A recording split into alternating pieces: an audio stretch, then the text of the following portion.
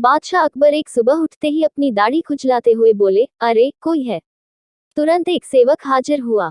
उसे देखते ही बादशाह बोले, जाओ जल्दी बुलाकर लाओ, फौरन हाजिर करो। सेवक की समझ में कुछ नहीं आया कि किसे बुलाकर लाए, किसे हाजिर करें। बादशाह से पटल कर सवाल करने की तो उसकी हिम्मत ही नहीं थी।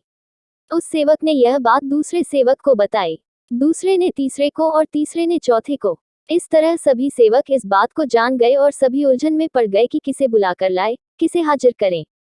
बीरबल सुबह घूमने निकले थे। उन्होंने बादशाह के निजी सेवकों को भाग दौड़ करते देखा तो समझ गए कि जरूर बादशाह ने कोई अनोखा काम बता दिया होगा, जो इनकी समझ से बाहर है।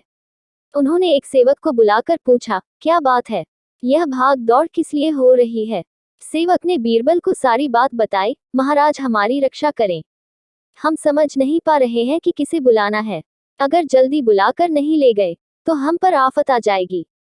बीरबल ने पूछा, यह बताओ कि हुक्म देते समय बादशाह क्या कर रहे थे।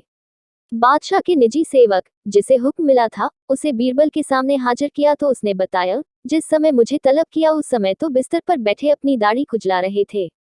बीरबल तुरंत सारी बात समझ गए और उनके होंठों पर मुस्कान उभर आई। फिर उन्होंने उस सेवक से कहा, तुम हजाम को ले जाओ। सेवक हज्जाम को बुला लाया और उसे बादशाह के सामने हाजिर कर दिया। बादशाह सोचने लगे, मैंने इसे यह तो बताया ही नहीं था कि किसे बुलाकर लाना है, फिर यह हज्जाम को लेकर कैसे हाजिर हो गया। बादशाह ने सेवक से पूछा, सच बताओ, हज्जाम को तुम अपने मन से ले आए हो या किसी ने उसे ले आने का सुझाव दिया था। सेवक घबरा गया, लेकिन बताए बिना भी तो छुटकारा नहीं था। बोला, बीरबल ने सुझाव दिया था, जहां पनाह। बादशाह बीरबल की बुद्धि पर खुश हो गया।